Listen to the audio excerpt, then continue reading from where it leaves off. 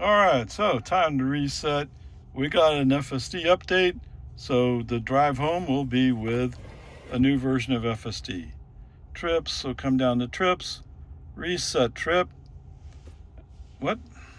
I thought I did reset on him. Reset trip. So the mileage home will be the trip. We're going to compare it to a. Why not? So there was a Chevrolet Spark that he got upset because the speed limit went down to 50 and FSD slowed down to 50. Right? So he cut in front of the car, just barely missing that car, to get in front of me. Wow, congratulations. But all I did was move in front of me, and the car he cut off went down the road, passed him, and left him behind. Yes, I was behind him, but so he went from in behind me to in front of me. Congratulations. Okay, whatever. So Chevy Spark will be our ICE comparison. Anyway, let's head on home. Now that I have a new version of FSD, let's see what I can do. All right. 29 miles, 53 minutes. 53 minutes. 180 watt hours per mile.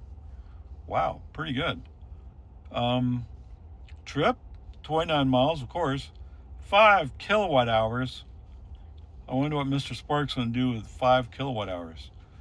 Most of it, like, wow, it's actually pretty good. Now, I got several FSD maybe degrade messages, whether it's because we wiped the screen one extra time and that prompted it, or if it didn't like the fact it was in the dark. I mean, it's hard to tell what the difference is. I mean, it's barely sprinkling. Barely. Okay. There was one phantom brake. I forgot exactly where. Maybe on Valenti Road or FM 2769. I mean, whatever. It's the same difference. Actually, that's not quite fair. There were a couple of places where there was a touch of regen brake. Just a touch. Don't know why. I mean, the one, I'm kind of guessing. See, we're following a car down Boggy Ford, and we're going around with the curves, and FSD had a reaction to a car coming the other way, I would think. But we're following another car. You would think if you're worried about running into a car, well, the car in front of us would have hit that car first. If only you could figure out the math to measured angles. Oh wait, you're doing artificial intelligence. If only artificial intelligence had the intelligence to figure out the math to figure out the angles of attack. Okay. Actually, to be fair, there was another phantom brake, although to be fair, it's not exactly a phantom brake. There was a pickup, a Toyota Tacoma, who was doing a U-turn, and his angle of attack was kind of like he wanted to be in the lane we're in, except we're in that lane. So he kind of backed off, and then after we went by, came in to the outside lane, then quickly realized that, oh, I want to go faster. Bounced back to the outside lane, went shooting by. Why do all the drama? Just do it right the first time. I don't. Yes. What would the Mr. Ray answer be? Well, he's driving a Toyota. What do you expect? You know, when you act like it, you deserve that label. Okay? There you go. I don't know how insurance companies can afford to insure these guys. Just dumb. Okay, whatever. Peace and harmony. It's just, on that one, I understand that the angle of attack coming across may have made FSD nervous. I mean, I didn't think anything of him doing U-turn, but after we went by and I saw that he went into the outside lane, like, oh, he's dangerous. Okay, whatever. Peace and harmony. Yes, FSD is going pitifully slow at times.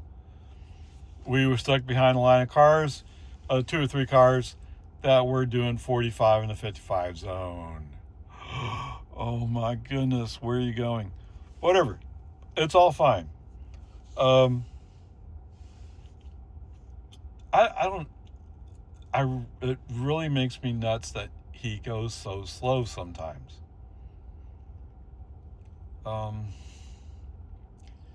tell you what, I'll compromise with you. I'll call it a B minus. I am actually pretty happy. I got an update, although it is a point release, right? I mean, other people run around with 12.5.6 something, and we're playing with 12.5.4 something. But then again, we have been promised 13 or something close to 13 by Thanksgiving. All right? And it probably is 12.5.6. But either way, I mean, at least we're not stuck in jail. Okay. For those of you kind of wondering, yes, the release that I got on this car is, if I understood it right, was about hardware 4 or AI 4. Okay, whatever, we'll see. Time will tell fast enough. Anyway, onward, upward charge. So the grade for this drive, B minus. Okay, there you go.